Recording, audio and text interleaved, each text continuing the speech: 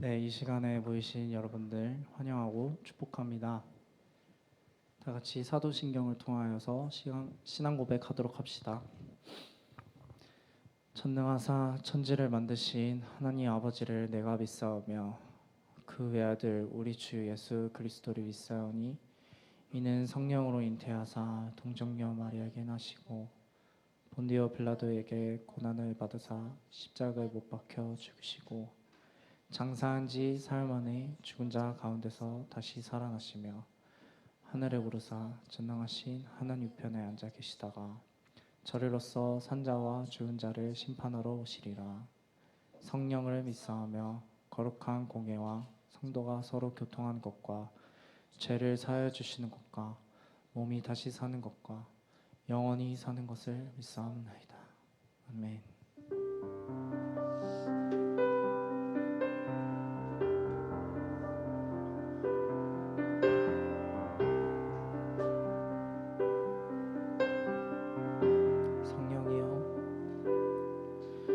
성령이여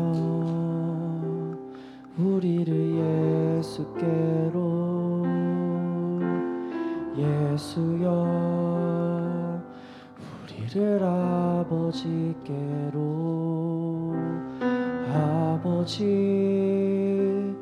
우리를 예수께로 예수여 우리를 성령께로. 이제 다시 한 번 더 성령이 우리를 예수께로. 성령이여 우리를 예수께로 예수여 우리를 아버지께로 아버지 우리를 예수께로 예수여. 다시 한번 찬양하도록 합시다. 성령이여 성령이여 우리를 예수께로 예수여 우리를 아버지께로 아버지 우리를 예수께로 예수여 우리를 성령께로. 다같이 인도하소서.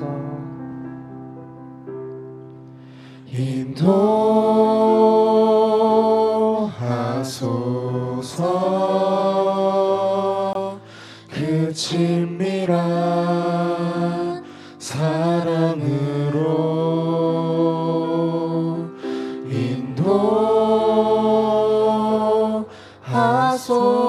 인도하소서.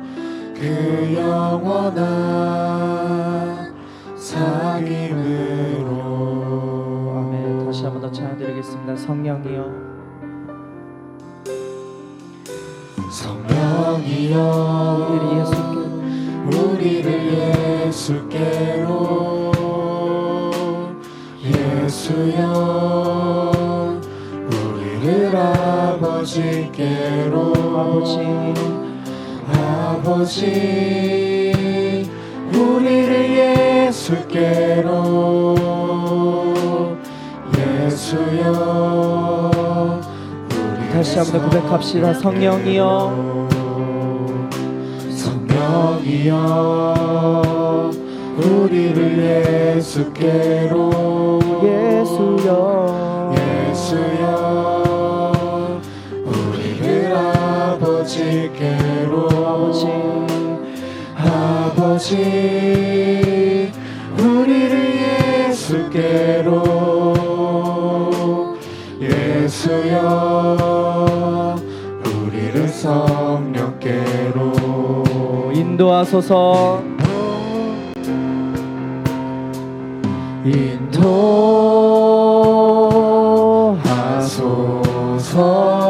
인도하소서. 그 친밀한 사랑으로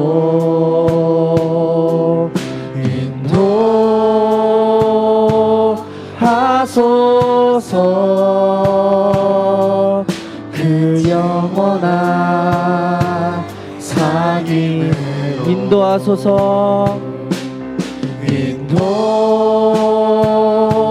인도하소서 그 친밀한 사랑으로 그 친밀한 사랑으로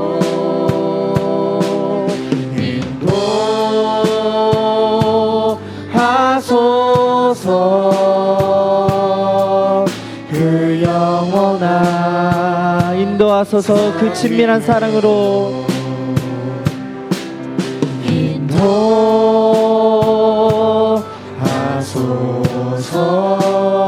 인도하소서 그 친밀한 사랑으로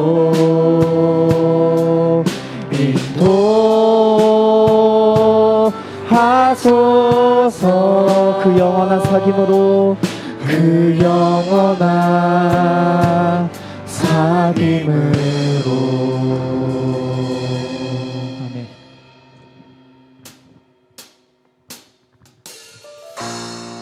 이 시간에 다 같이 박수 치면서 나의 향한 계획 찬양 드리도록 합시다.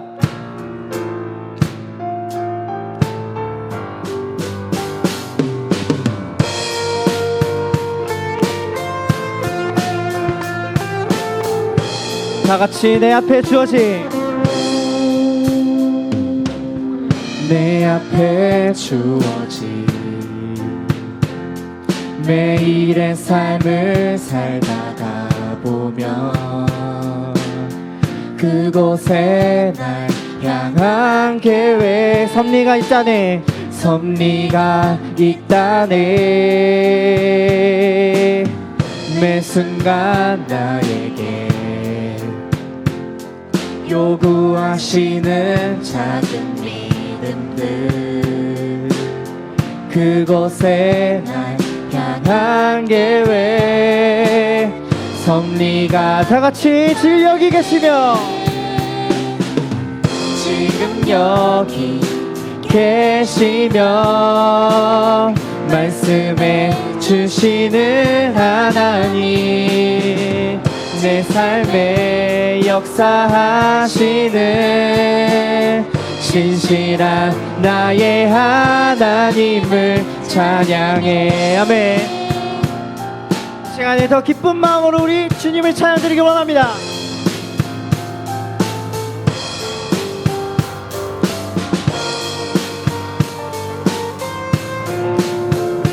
다 같이 내 앞에 주어진 내 앞에 주어진 매일의 삶을 살다가 보면 그곳에 날 향한 계획 섭리가 있다네. 다 같이 매 순간 나에게 매 순간 나에게 요구하시는 작은 믿음들 그곳에 날 향한 계획 섭리가 다 같이 지금 여기 계시며 지금 여기 계시며 말씀해 주시는 하나님 내 삶에 역사하시는 신실한 다 같이 지금 여기 계시며 지금 여기 계시며 말씀해 주시는 하나님 내 삶에 역사하시는 다 같이 목소리로 찬양 드리도록 합시다.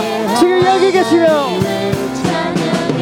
지금 여기 계시며 말씀해 주시는 하나님 내 삶에 역사하시는 신실한 다 같이 고백합시다. 지금 여기 계시며 지금 여기 계시며 말씀해 주시는 하나님 내 삶에 역사하시는 신실한 마지막으로 고백하십니다. 지금 여기 계시며 지금 여기 계시며 말씀해 주시는 하나님 내 삶에 역사하시는 다 같이 우리 주의 사랑을 노래하기로 원합니다. 주의 사랑 노래하리라. 주의 사랑 노래하리라. 영원토록 노래하리라. 주의 사랑 노래하리라. 영원토록 노래 아멘. 자, 다같이 나를 향한 주의 사랑을 찬양드리기 원합니다. 나를 향한 주의 사랑, 나를 향한 주의 사랑 산과 바다에 넘치니 내 마음 열 때 주님 나에게 참 자유 주셨네. 늘 진리 속에 거하며 나의 손을 높이 들고 언제나 다시 한번 나를 향한 주의 사랑, 나를 향한 주의 사랑 산과 바다에 넘치니 내 마음 열 때 주님 나에게 참 자유 주셨네. 늘 진리 속에 거하며 나의 손을 높이 들고 언제나 다같이 주의 사랑 노래하리라. 주의 사랑 노래하리라. 영원토록 노래하리라. 주의 사랑 노래하리라. 주의 사랑 노래하리라. 주의 사랑 노래하리라. 영원토록 노래하리라. 주의 사랑 노래하리라. 다같이 고백합시다. 내가 춤을 출 때 하리라. 내가 춤을 출 때 다 비웃겠지만 그들도 주 알게 되면 함께 기뻐 춤을 다시 한 번 더 내가 춤을 출 때 내가 춤을 출 때 다 비웃겠지만 그들도 다같이 함께 기뻐 춤을 추게 되리. 주의 사랑 노래하리라. 영원토록 노래하리라. 주의 사랑 노래하리라. 영원 다시 한 번 더 주의 사랑 주의 사랑 노래하리라. 영원토록 노래하리라. 주의 사랑 노래하리라. 영원토록 노래하리라. 아멘. 주님께 영광의 박수 드리겠습니다.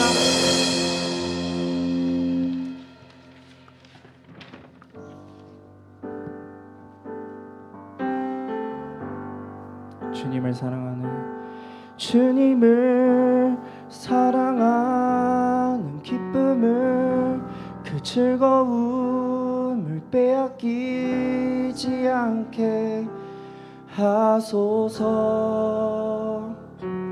주님을 사랑하는 기쁨을 그 즐거움을 빼앗기지 않게 하소서. 주님을 사랑하는 기쁨을 그 즐거움을 빼앗기지 않게 하소서. 주님을 사랑하는 기쁨을 즐거움을 빼앗기지 않게 하소서. 예수 예수 예수 예수 주님을 사랑합니다. 예수 예수 예수 예수 주님을 사랑합니다. 다시 한번 고백드리겠습니다. 주님을 사랑하는, 주님을 사랑하는 기쁨을, 그 즐거움을 빼앗기지 않게 하소서. 주님을 사랑하는 기쁨을, 그 즐거움을 빼앗기지 않게 하소서. 예수 예수 예수 예수 예수 주님을 사랑합니다. 예수 예수 예수 예수 예수 주님을 사랑합니다. 우리와 함께 찬양합시다. 호산나 호산나 호산나 어서 오소서.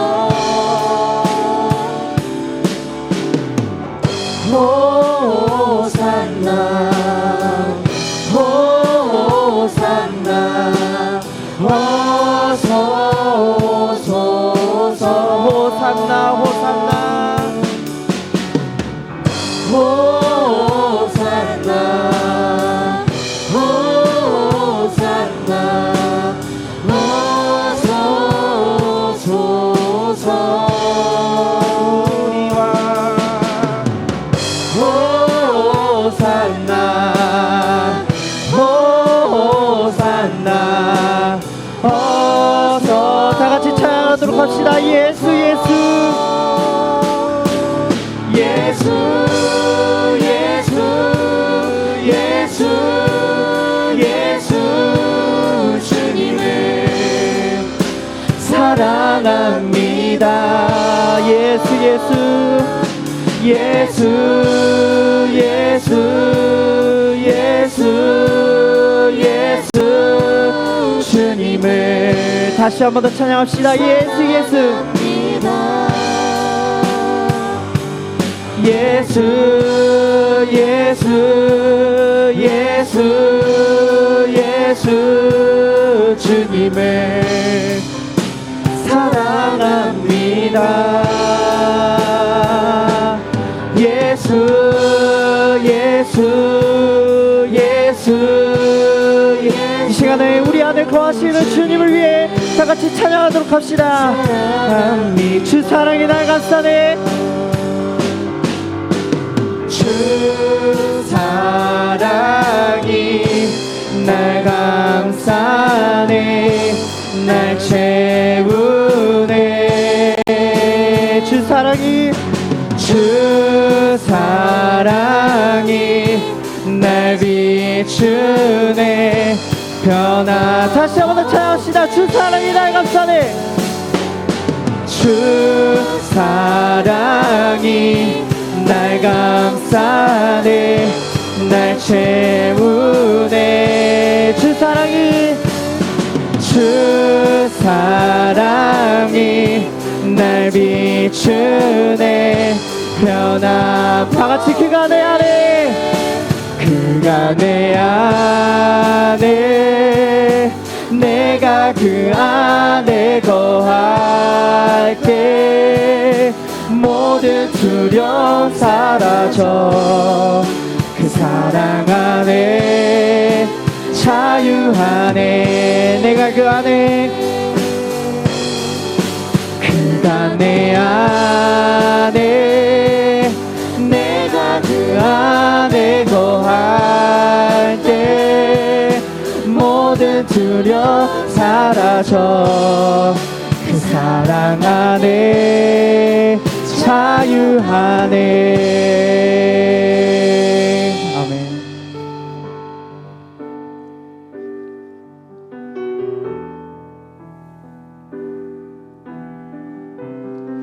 다 같이 찬양합시다. 영원한 사귐에 날 초대하시네. 영원한 사귐에 날 초대하시네. 주님을 누리며 사는 것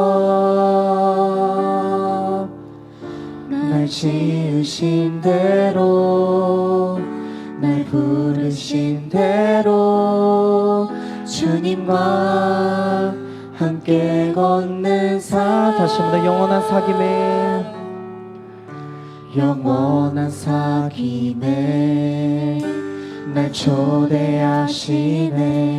주님을 누리며 사는 것 날 지으신 대로 날 지으신 대로 날 부르신 대로 주님과 함께 걷는 삶. 이것이 영원한 이것이 영원한 삶. 이것이 영원한 삶. 참 하나님과 그 아들 아는 삶. 이것이 영원한 삶. 이것이 영원한 삶. 내가 주 안에 주. 이것이 영원한 삶. 이것이 영원한 삶. 이것이 영원한 삶. 참 하나님과 그 아들 아는 삶.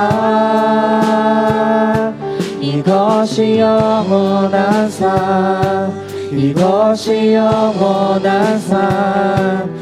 내가 주 안에 주는 내 안에 늘 거하는 삶. 이 시간에 말씀 전하실 전도사 위에 다같이 목사님 위에 다같이 기도하도록 하겠습니다. 사랑이 많으신 하나님 아버지 감사합니다. 이 시간에 원합니다.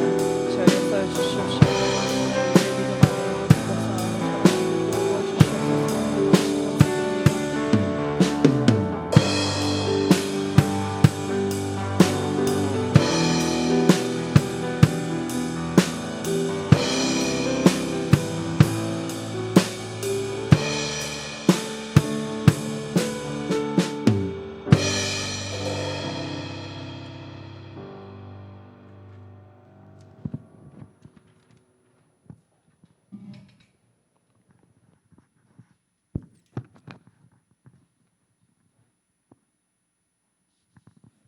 함께 기도드리겠습니다. 하나님 아버지, 오늘 저희를 이 예배의 자리에 불러주심에 감사합니다. 이 시간 주님께 나아가는 시간이 되길 원합니다. 주님, 일상을 살아가며 주님과 가까이 지내기보다는 다른 것들에 우선을 둔 삶을 살아감에 있어 회개합니다. 주님이 내 삶의 주인이라는 것을 알지만 늘 잊고 살아갑니다. 넘어지고 또 넘어지는 연약한 사람임을 고백합니다. 그러나 거기서 인정만 하고 끝나는 것이 아닌 그럼에도 불구하고 주님의 자녀대로 살아갈 수 있도록 끊임없이 노력하고 몸부림칠 수 있도록 도와주세요. 주님, 서울 우림교회 청년부를 위해 기도합니다. 추운 겨울이 지나가고 봄을 준비하는 시기에 들어오면서 새로운 시작을 앞두고 있는 지체들이 많습니다. 주님께서 지금까지 지켜주셨던 것처럼 저희의 등불을 밝혀주시고 두렵고 떨리는 마음보다는 주님께서 늘 뒤에서 지켜주시며 앞에서 인도하여 주신다는 사실을 잊지 않는 청년부가 되길 원합니다. 주님의 일하심을 믿고 나아가는 우리가 될 수 있도록 도와주세요. 다음으로 주님을 알아감에 있어서 힘쓰는 청년들이 되길 원합니다. 리딩 지저스를 통한 성경 읽기를 진행하고 있습니다. 단순한 책 읽기와 같은 개념이 아닌 주님을 알아가는 지식을 쌓아가는 경험을 하는 우리가 되길 원합니다. 덧붙여 그렇게 쌓인 말씀이 우리의 삶이 되고 중심이 되어서 그것이 반석이 될 수 있도록 도와주세요. 그리고 그 기반 위에 교제와 화합이 일어나는 주님 중심의 공동체가 될 수 있도록 함께하여 주세요. 주님, 또한 사랑이 넘치는 공동체가 되길 원합니다. 사랑할 수 없는 것들을 그럼에도 불구하고 사랑하는 우리가 되길 원합니다. 나와 마음과 생각이 맞는 사람들과만 어울리는 것이 아니라 그렇지 않더라도 혹여 나의 기준과 많이 다르더라도 사랑할 수 있는 용기를 더해 주세요. 혹시라도 소외되는 청년들이 있다면 챙기며 함께 가자는 마음으로 각 지체가 되어 서로를 성장시키고 돕는 공동체가 되길 원합니다. 주님께서 그러셨던 것처럼 먼저 손 내밀고 사랑하는 우리가 되길 원합니다. 주님, 우리는 온몸이 각 마디를 통하여 도움을 받음으로 연결되고 결합된 각 지체임을 고백합니다. 서로를 자라게 하며 사랑 안에서 세워지는 공동체가 될 수 있도록 도와주세요. 끊임없이 사랑할 수 있도록 도와주시고 그럼에도 안아주며 사랑할 수 있는 우리가 될 수 있도록 도와주세요. 주님, 오늘 예배 가운데서 주님께서 함께하여 주시고 오늘도 여전히 그 자리에 계시는 주님에 대해 알아가고 가까워지는 시간이 되길 원합니다. 예배의 이 시간 동안 주님께 온전히 집중하는 우리가 되게 하여 주시고 우리의 찬양과 예배를 주님께서만 홀로 기뻐 받으시길 원하며 예수님의 이름으로 기도드립니다. 아멘.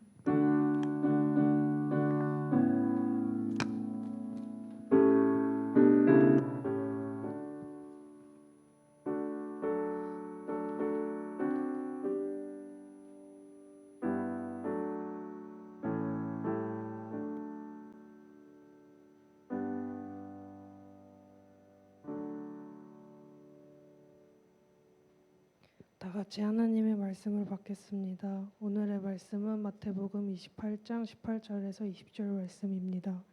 예수께서 나와 일러 가라사대 하늘과 땅의 모든 권세를 내게 주셨으니 그러므로 너희는 가서 모든 족속으로 제자를 삼아 아버지와 아들과 성령의 이름으로 세례를 주고 내가 너희에게 분부한 모든 것을 가르쳐 지키게 하라.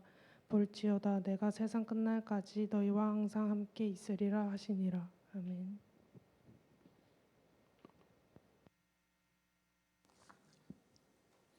네, 반갑습니다. 우리가 읽는 성경책은요, 사실은 이제 번역을 하고 또 그 번역에 있어서 조금 보완해야 될 부분, 수정할 부분이 있으면 또 이렇게 조금 개정을 하기도 합니다. 그래서 우리 방금 우리 일청 부회장 이혜훈 청년 읽을 때, 뭐야 저기 있는 자막이랑 다른데라고 생각하실 수 있는데요. 우리 방금 이혜훈 청년이 읽은 건 조금 몇 년 전에 같이 보았던 개정 성경이고요. 그리고 그 이후로 제 기억으로 2000년대 초반쯤인가였던 걸로 기억하는데 개정 개역 성경이 나왔습니다. 사실은 그 말씀의 의미에 있어서는 크게 차이는 없습니다만은 우리가 함께 예배 드리기 때문에 통일할 필요는 있습니다. 그래서 우리 성경 봉독하시는 리더들은 꼭 개역 개정으로 저희 요즘 뭐 핸드폰으로도 성경 많이 보지 않습니까? 개역 개정으로 꼭 찾아서 읽어주시면 됩니다. 그래서 하면 우리가 통일되게 같이 말씀을 나눌 수 있습니다. 그리고 한 가지 더 제가 또 이제 말씀드릴 게 있는데요. 우리 예배 시작할 때 사도신경으로 시작합니다. 제가 간단하게 짤막하게 퀴즈 하나 내고 시작하겠습니다. 사도신경은 기도일까요? 기도가 아닐까요? 자, 이제 마음으로 생각하셨죠? 사도신경은 사실은 엄밀히 말하면 기도는 아닙니다. 왜냐하면 우리가 뭘 믿는지, 우리가 믿는 바가 무엇인지를 이렇게 기록해 놓은 것입니다. 그래서 어떻게 보면 사도신경은 뭐 익숙하진 않겠지만 저는 눈을 뜨고 해도 된다고 생각을 합니다. 왜냐하면 우리가 뭘 믿고 있는지를 고백하는 거거든요. 그건 기도하고는 조금 다릅니다. 제가 이런 얘기를 드리는 이유는 뭐냐면 사도신경으로 우리 찬양 인도자 김지현 청년이 사도신경으로 우리의 신앙을 고백하겠습니다 했는데 아무도 고백을 안 해요. 그냥 인도자만 이렇게. 사도신경 고백은요, 우리가 모두 다 같이 하는 겁니다. 그래서 앞에 찬양팀 싱어들은 마이크를 대고 해주셔도 괜찮습니다. 우리 앞에 있는 우리 회중 청년들을 돕는 것이니까요. 그렇게 해서 뭘 고백하는지 보시고 앉아 있는 청년들 중에서도 죄송한데 제가 주일학교를 듬성듬성 다녀서 아직 잘 못 외웠어요. 괜찮습니다. 보고 하시면 되잖아요. 보라고 이렇게 앞에 띄워놨지 않습니까? 그래서 보고 우리의 신앙을 고백하는 거예요. 고백은 입술로 하는 겁니다. 아니 제가 그거 알고 있으면 됐지, 제 마음만 그러면 됐지 뭐 꼭 해야 되나요? 내용과 형식 이걸 가지고 내용이 중요하면 되지요라고 하는 분들이 있는데 그 내용은 형식에 담기는 겁니다. 그래서 내용도 정말 중요하죠. 하지만 그 내용을 담는 형식도 중요합니다. 그래서 처음에는 좀 쉽지 않다 하더라도 앞으로 이제 우리 청년부가 예배하면서 사도신경으로 고백하겠습니다 하면 우리의 고백이에요. 찬양 인도자만의 고백도 아니고 목사만의 고백도 아니고 우리 청년부 더 나아가서 우리 교회의 고백입니다. 그래서 함께 고백하는 그런 훈련을 좀 할 필요가 있습니다. 의식도 형식도 중요하기 때문입니다. 그래서 다음에는 우리가 조금 더 한 마음으로 고백할 수 있으면 참 좋겠습니다. 말씀을 나누도록 하겠습니다. 지난주까지 우리 지금 어떤 내용을 다루고 있는지 기억하시죠? 처음에는 서론이었습니다. 그래서 성경에 관해서 4주 정도 시간을 우리가 나눴었고요. 그 이후로 우리가 신론에 관해서 2주 동안 이미 벌써 말씀을 나누었습니다. 시작은 하나님의 창조였습니다. 창세기를 보면서 하나님의 창조에 관해서 나누었고요. 성경 말씀을 통해서 우리가 하나님의 창조를 믿게 되면 우리는 무신론에서 벗어나서 유신론을 따르게 됩니다. 이거 한자 제가 다 설명하지 않아도 괜찮죠. 무신, 신은 없어 에서 벗어나서 유신, 맞아, 신이란 존재해라고 우리는 고백하게 됩니다. 무신론을 따르면 우리가 보고 만지는 물질 세계를 넘어서는 그 어떤 것도 존재하지 않고 설령 뭐 존재한다고 할지라도 우리랑은 아무 상관이 없다라고 생각을 합니다. 그러나 우리는 무신론을 벗어나서 신이라는 초월적인 존재가 있다고 믿고 그 초월적 존재가 모든 것을 만드셨고 모든 것에 역할을 주셨다고 우리는 믿게 됩니다. 이러한 유신론은 구약 성경에서는 유일신론, 유일한 신, 유일신론 혹은 택일신론의 모습으로 나타납니다. 유일신론은 조금 많이 들어본 것 같은데 택일신론 이런 거는 처음 들어봐요 할 수 있죠. 유일은 오로지 하나만 있다는 것이고요. 택일은 무엇이겠습니까? 택일. 우리 그 정도 또 센스는 또 있잖아요. 그죠? 택일. 아마도 여러 가지 중에서 하나를 택한다는 거겠구나라고 싶습니다. 그러므로 택일신론이란 여러 신 중에서 하나의 신을 택한다는 것인데 물론 하나님과 같은 신들, 하나님과 비슷한 신들이 진짜 많은데 그 중에서 하나를 택하라고 성경이 가르치는 것은 당연히 아닙니다. 사랑하는 여러분 한번 생각해 보시겠습니까? 맨 처음에 이 창세기의 말씀을 들었던 이스라엘 민족은 오랫동안 이집트에서 종살이를 했습니다. 얼마 종살이했는지 아세요? 우리 민족이 일제강점기를 40년이 넘는 시간을 보냈습니다. 46년의 일제강점기를 보냈습니다. 그래서 아직도 어떤 일제 그 강점기 때의 영향이 남아있죠. 아직도 남아있죠. 46년, 꽤 오랜 시대니까요. 그럼 이스라엘은 이집트에서 몇 년이 있었을까요? 무려 근 10배에 해당하는 한 9배 정도에 해당하는 400년 정도의 시간을 이집트에서 종살이를 했습니다. 당연히 400여 년 종살이를 하면서 이스라엘의 세계관은 이집트인들의 세계관에 물들어 있었습니다. 그러다 보니까 세상에는 많은 신들이 있고요. 당연히 세상에는 많은 신들이 있고요. 그 신들이 다투고 경쟁하고 또 화합하면서 세상이 생성되고 유지되고 발전한다고 믿었습니다. 당연히 이스라엘 민족도 그러한 이집트의 신관을 따라서 다신론의 세계관을 갖고 있었습니다. 우리와 기본 상태가 다르다라는 거예요. 우리는 어쩌면 무신론으로부터 시작할지도 모릅니다. 신이란 게 없지, 우리 눈으로 보는 게 다지 라고 했겠지만 이 당시 이스라엘 민족들은 다신론의 세계관에 물들어 있었습니다. 온갖 것에 신들이 다 있었습니다. 그러다 보니까 그런 그들에게 하나님이 나타나셨고 이집트의 그런 다신론의 신관을 깨고 유일한 하나님을 믿고 섬기라고 말씀하셨습니다. 그러므로 애초에 신을 별로 믿지 않는, 신이라는 존재를 믿지 않는 우리는 유일신론이 쉽지만 수많은 신들을 믿어왔던 그들에게는 유일신보다는 택일 신론이었습니다. 사람들은, 우리 주변의 사람들은 수많은 신들이 있다고 했지만 그게 아니구나, 하나구나, 수많은 신들 중에서 한 분을 섬겨야 되는구나 라고 그들은 택일해야만 했습니다. 그런데 어쩌면 유일신을 믿는다는 우리도 자연스럽게 택일의 과정을 거쳐야 하는지도 모르겠습니다. 고대인들에게 신이란 어떤 존재였을까요? 자연의 이치요, 풍요와 다산과 평안을 유지해 주는 것들이 바로 신들이었습니다. 그래서 잘 보여야만 했습니다. 그렇게 보면 현대인들도 무신론의 시대를 살고 있는 것 같지만 어쩌면 똑같이 다신론의 시대를 살고 있습니다. 어떤 것들이 여러분의 삶을 평탄하게 해주고 심지어 평탄할 뿐만 아니라 풍요롭고 여유롭게 해줍니까? 뭐가 여러분을 그렇게 만들어 줍니까? 지금 여러분의 마음과 생각에 떠오른 것이 바로 오늘날의 신들로서 바로 여러분이 섬기는 겁니다. 그게 바로 여러분이 섬기는 것입니다.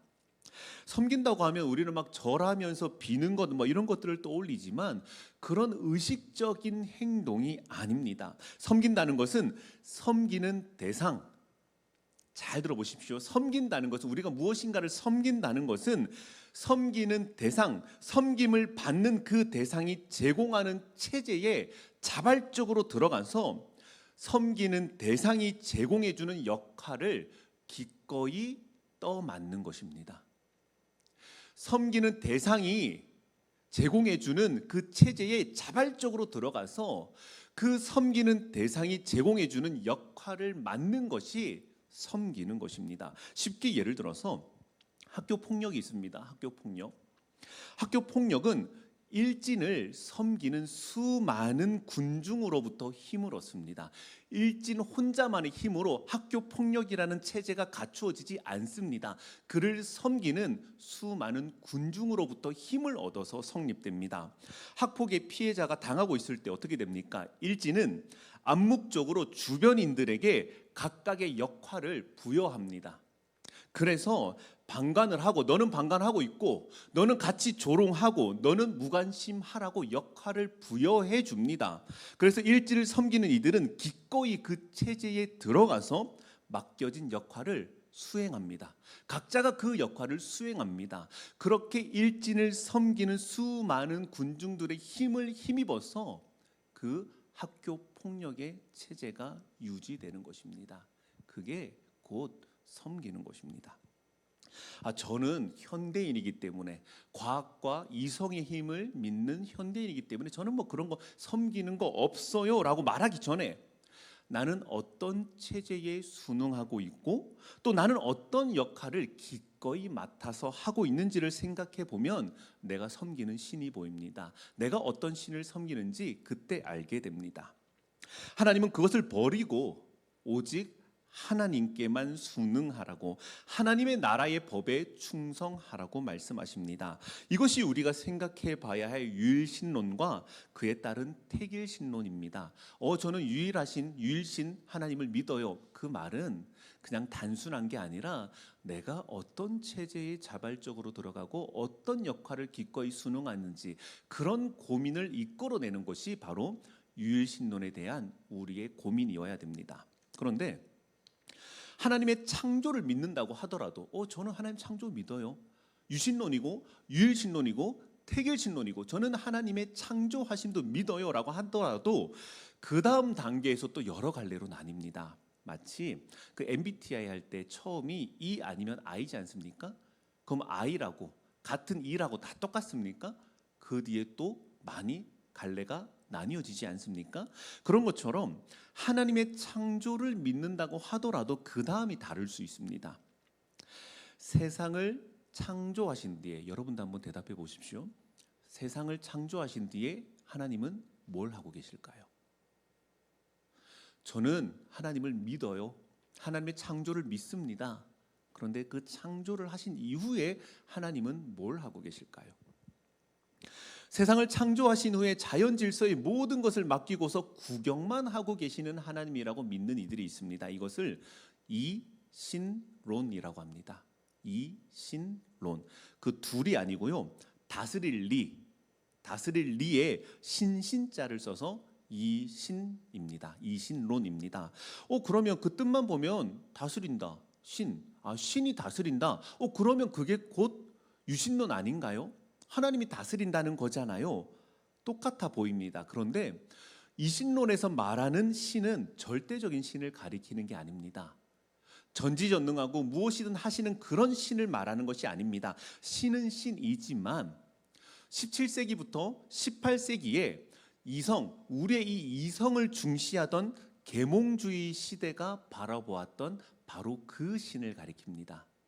이신론은 우리가 생각하는 것처럼 절대 권력의 어떤 절대적인 그런 신이 아니라 계몽주의 시대에 이성을 중시하던 그 시대가 바라보았던 신을 이신론이라고 합니다. 다시 말해 우리의 이성과 자연 질서로 충분히 해석되는 부분은 굳이 신을 말할 필요가 없다라는 거예요. 그건 당연히 자연 질서지, 이치지, 거기에 신이 꼭 있어야 될 필요가 있냐라고 생각합니다. 대신에 우리의 이성으로 해결할 수 없는 부분은 신의 역할을 인정하는 거죠. 유신론이기는 하지만 신과 나의 역할을 정확히 구분하는 겁니다. 신은 신의 일이 있고 나는 나의 일이 있다는 것입니다. 그래서 하나님의 창조를 믿지만 창조 후로는 자연 질서가 알아서 봄, 여름, 가을, 겨울 되고 낮이 되고 밤이 되고 그건 알아서 하는 거지. 거기서 신이 하는 일이 뭐가 있냐라고 하는 것이죠. 멀리서 구경만 하고 계시는 신, 그게 바로 이신론입니다. 그런데 지난주에 우리는 모세에게 나타나셔서 이스라엘 백성을 구원하시고는 자기 백성으로 삼으시는 하나님을 보았습니다. 이스라엘의 울음을 들으시면서 종살이에서 벗어나게 하시는 그 하나님을 보았습니다. 이 말씀을 믿는다면 우리는 유신론에서 유일신론을 거친 다음에 이신론으로 이어지는 것이 아니라 유신론에서 유일신론으로 그리고 세상에 적극적으로 개입하시는 하나님으로 이어집니다. 하나님은 자신의 뜻과 계획에 따라서 피조 세계를 주관하고 간섭하십니다. 인간 역사의 뜻과 계획을 품고 적극적으로 침입해 들어오시는 하나님이십니다. 2주 동안 우리가 신론에 관한 말씀을 잘 듣고 또 잘 믿으셨다면 유신론에서 유일신론 혹은 택일신론으로 그리고는 피조 세계와 역사를 주관하시는, 간섭하시는, 침입해 들어오시는 그 하나님을 아는 지식까지 도착하셨을 것입니다. 뭔가 엄청 오래 한 것 같은데 이제 2주 동안의 리뷰에 불과합니다. 그죠? 우리가 하나님을 믿는다는 것이 무엇인지 2주 동안의 한 얘기에 불과합니다. 우리는 이번 주와 다음 주에 걸쳐서 2주 동안은 삼위일체 하나님을 나눌 것입니다. 기독교가 기독교일 수 있는 이유를 단 한 가지만 대라고 한다면 삼위일체 하나님 때문입니다. 복음이 즉 기쁜 소식, 복음이 복음일 수 있는 이유, 기쁜 소식이 우리에게 진짜 기쁜 소식일 수 있는 이유를 단 하나만 말하라고 한다면 삼위일체 하나님이 복음입니다.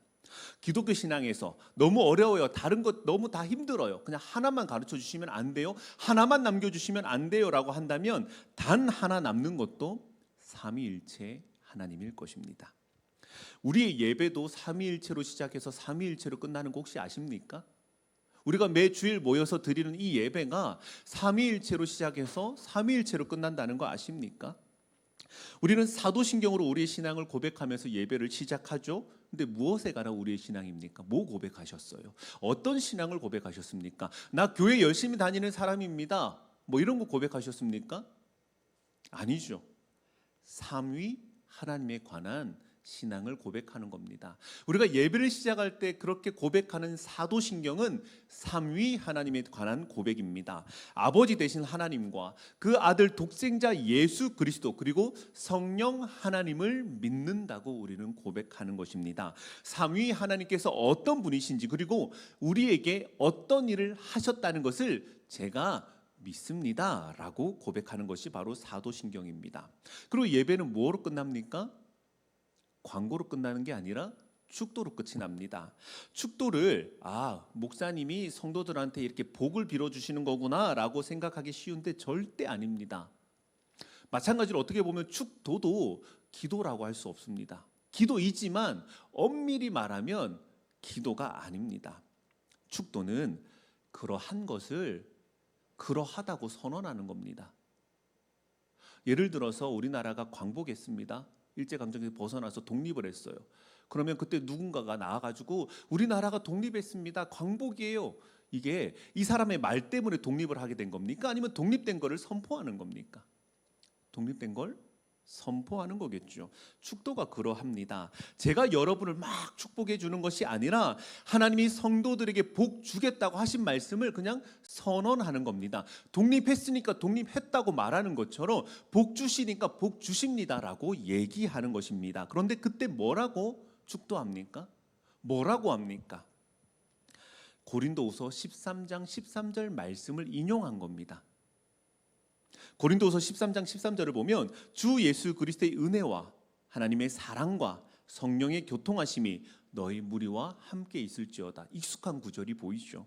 이 말씀을 공동번역 성경이라는 역본으로 보시면 주 예수 그리스도의 은총과 하나님의 사랑과 성령께서 이루어 주시는 친교를 여러분 모두가 누리시기를 바랍니다. 빕니다라고 되어 있죠. 이 말씀에 설교자가 저마다 살을 조금 붙여서 선언하는 겁니다. 뼈대는 이 말씀인 거죠. 요점은 예수님과 하나님과 성령님, 즉 삼위 하나님의 은혜가 성도에게 주어진다고 선언하는 것입니다. 이처럼 우리의 예배는 삼위 하나님으로 시작해서 삼위 하나님으로 끝나는 것입니다. 그래서 우리 예배는 말만 우리가 하나님께 드립니다. 그게 아니고요. 정말로 삼위 하나님 때문에 시작을 했고 삼위 하나님께 예배를 드리고 삼위 하나님이 주시는 복으로 끝나는 것입니다. 삼위 하나님을 향한 삼위 하나님을 위한 예배가 우리 매 주일마다 드려지고 있는 예배입니다. 여기서 삼위라는 말을 좀 짚고 넘어가야 될 것 같습니다. 사실 우리가 이 내용으로 깊이 들어가지 못하는 이유 중에 하나는 이 단어의 뜻이 뭔지를 몰라서 그럴 때가 많습니다. 매번 듣는데 이 단어의 뜻에 대해서 생각해 보지 않으니까 이 단어가 주는 그 내용에 깊이 들어갈 수가 없는 거죠. 그래서 삼위라는 말을 좀 짚고 넘어갑시다. 삼위라고 할 때 삼은 석삼자입니다. 셋이라는 거예요. 셋. 그리고 이 위는 지위, 위치 할 때 쓰는 위입니다. 우리는 세 명의 사람을 가리킬 때 뭐라고 얘기합니까? 세 명의 사람을 가리킬 때는 삼인이라고 하죠. 그런데 하나님은 사람이 아니시니까 삼인이라고 하지 않고 삼위라고 합니다. 아니 그러면 사람이 아니고 신이시니까 삼신이라고 하면 안 되나요?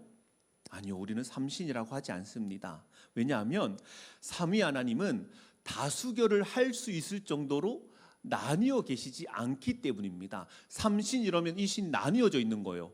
그래서 뭔가를 결정할 때 자, 우리 어떻게 할까? 자, 세 명이니까 우리 삼이니까 다수결로 하자 해서 2대1로 결정돼 가지고 하는 그런 일은 일어나지 않는다라는 거죠. 우리 하나님은 그렇지 않다는 것입니다. 갈리지 않고 하나이십니다. 우열이 없이 동등하십니다. 아버지 하나님은 레벨 99, 아들 예수님은 한 80, 성령 하나님은 77 이런 식으로 우열이 있지 않고 동등하십니다. 아버지와 아들과 성령이 동등하십니다. 그래서 삼인도 아니고 삼신도 아닙니다. 아버지와 아들과 성령으로 구별되시기 때문에 삼위라고 부릅니다. 그러면서도 서로 적대하거나 논쟁하거나 갈라서지 않는 하나이시기에 하나이신 삼위 하나님이라고 우리는 고백합니다. 분명 이해하기는 쉽지 않습니다만 성경에서 알려주는 것을 따라서 우리는 하나이신 삼위 하나님을 고백합니다. 삼위로 구별되시지만 하나이신 하나님이라고 고백할 뿐입니다. 사랑하는 여러분, 하나이신 삼위 하나님을 아는 것이 믿음이고요. 그게 영생입니다. 신앙생활을 하는 내내 삼위이신 그러나 하나이신 그 하나님을 알게 되고 감격하게 되고 기뻐하게 되고 감사하게 되며 찬양하게 되는 그것이 바로 신앙이요 영생입니다. 그리고 이런 하나이신 삼위 하나님이 어떤 분이신지를 아는 방법은 두 가지가 있는데요. 예를 들면 이렇습니다. 여러분이 부모님을 아는 방법은 크게 두 가지일 수 있습니다. 여러분 부모님이 어떤 분이신지를 아는 방법이 크게 두 가지가 있을 수 있습니다. 첫째는 부모님 서로 간의 관계를 아는 거예요. 아빠가 엄마에게 어떻게 하는지, 엄마가 아빠에게 어떻게 하는지, 아빠, 엄마 두 분이 상호 간에 서로 어떻게 대하는지를 보면서 아, 우리 부모님은 이런 분이세요 라고 말할 수 있을 겁니다. 그럼 둘째는 뭐겠습니까? 부모님과 나의 관계를 아는 거죠. 아빠가 저한테는 이렇게 하세요. 엄마가 저한테는 이렇게 하세요. 그래서 우리 부모님은 이런 분이세요 라고 말할 수 있습니다. 이처럼 하나님을 아는 방법에도 두 가지가 있을 수 있습니다. 첫째는 삼위 하나님 간에 서로 어떤 분이신지, 아버지와 아들은 어떤 관계이신지, 아들과 성령은 어떤 관계이신지, 성령과 아버지는 어떤 관계이신지, 이런 것을 삼위 하나님 간에 어떤 분이신지를 아는 방법이 있고요. 둘째는 그 삼위 하나님이 피조 세계를, 그 삼위 하나님이 나를 어떻게 대하시는지를 보면 알 수 있겠죠. 이렇게 두 가지 방법이 있습니다. 그런데 여러분, 부모님 서로의 관계에 대해서 여러분 잘 아세요? 여러분에게 보여주는 그 모습은요, 사실은 반도 안 됩니다. 막 아빠가 엄마를 별로 사랑하지 않는 것처럼 표현하고, 엄마도 아빠를 보면서 왼수라고 하고, 그게 여러분들에게 보여지는 모습이겠지만 실제로 그 둘의 관계는 여러분이 아는 것보다 훨씬 풍요롭습니다. 그냥 여러분에게는 그렇게 보여지는 거예요. 그것처럼 삼위 하나님 간의 관계는 우리에게 그렇게 많이 드러나지는 않습니다. 마치 부모님 두 분의 관계가 자식에게는 그렇게 많이 드러나지 않는 것처럼 삼위 하나님 간의 관계는 우리에게 그렇게 많이 드러나지는 않습니다. 다만 세상이 있기 전부터 삼위로 계셨고 서로 완벽하게 깊이 사랑하시고 서로 완벽하게 깊이 사랑받는 관계였다는 것을 그냥 어렴풋이 알 수 있을 뿐입니다. 요한복음 17장 5절을 바른 성경으로 보면 이렇게 말씀합니다. 예수님의 기도거든요. 아버지, 세상이 있기 전에 내가 아버지와 함께 누리던 그 영광으로 이제 나를 아버지와 함께 영광스럽게 하소서라고 말씀하시죠. 삼위 하나님 간의 관계는 한 이런 정도만 우리에게 알려져 있습니다. 아, 예수님은 우리처럼 피조물이 아니시구나. 우리처럼 그런 사람이 아니시구나. 영원 전부터 함께 계셨구나. 그러면서도 다투거나 나뉘지 않으시고 갈라지지 않으시고 영원히 함께 있었던 분이시구나 라는 정도로만 살짝 열려 있습니다. 대신 성경 대부분은요, 삼위 하나님과 세상의 관계, 삼위 하나님과 우리의 관계를 대부분 알려줍니다. 우리를 위하여 삼위 하나님이 각각 어떤 일을 하셨는지를 알려줍니다. 그러면서 그 삼위 하나님이 하나이시기 때문에 어떤 동일한 목적과 뜻을 갖고 계셨는지를 알려주시죠. 예수님이 하나님 몰래, 아버지 하나님 몰래 우리에게 챙겨주시는 그런 일은 없습니다. 야, 아버지 하나님한테는 비밀로 해. 내가 너네 특히 사랑하니까 내가 챙겨줄게. 그런 일은 없습니다. 성령님께서 야, 아버지와 아들 모르게 내가 너네한테 이거 해줄게. 거기는 그거 안 해줬지? 나는 해줄게. 그런 일은 일어나지 않는다라는 것입니다. 동일한 목적과 동일한 뜻을 갖고 계십니다. 하나이시기 때문이죠. 아들을 보내주신 분은 분명 아버지 하나님이십니다. 그리고 십자가에 달려 죽으셨던 분은 아버지 하나님이 아니라 아들이셨습니다. 그리고 오순절에 각 사람들에게 오신 분은 아버지도 아들도 아니고 성령님이셨습니다. 그러나 그 삼위 하나님은 하나이시기 때문에 영광도 찬양도 경배도 감사도 한 하나님께 드려져야 합니다. 성부도 하나님이시고 성자도 하나님이시고 성령도 하나님이십니다. 능력과 위엄에서 차이가 있지 않습니다. 성부와 성자와 성령은 우월과 열등의 관계가 아니십니다. 이렇게 삼위 하나님은 하나이시기 때문에 뜻과 목적에서도 하나이십니다. 예수님은 세상을 너무 구원하시고 싶은데, 내가 목숨을 다해서라도 세상을 구원하고 싶은데, 아버지 하나님은 아니 난 심판하고 싶은데, 나는 좀 생각이 다른데, 뭐 성령님은 옆에서 별로 관심 없으시고, 이런 일은 절대로 있지 않습니다. 아들 예수님이 세상을 사랑하셔서 자기 목숨을 주셨죠. 그런데 요한복음 3장 16절은 뭐라고 합니까? 하나님이 세상을 사랑하사 독생자를 주셨다. 아들이 우리를 사랑하셔서 자기 목숨을 주셨지만 하나님이 우리를 사랑하셔서 세상에 독생자를 주셨다라고 얘기합니다. 뜻과 목적과 능력에서 같기 때문에 하나이십니다. 그리고 오늘 우리가 읽었던 본문도 세상을 구원하시려는 삼위 하나님이 하나이시구나 라는 것을 보여주는 말씀입니다. 먼저 18절 말씀 한번 보실까요? 제가 읽겠습니다. 예수께서 나와 말씀하여 이르시되 하늘과 땅의 모든 권세를 내게 주셨으니 라고 말씀하시죠. 예수님께서 부활하신 후에 제자들을 만나셨습니다. 그때 예수님은 제자들에게 하늘과 땅의 권세를 나에게 주셨다라고 말씀하십니다. 사랑하는 여러분, 예수님은 하나님이시죠.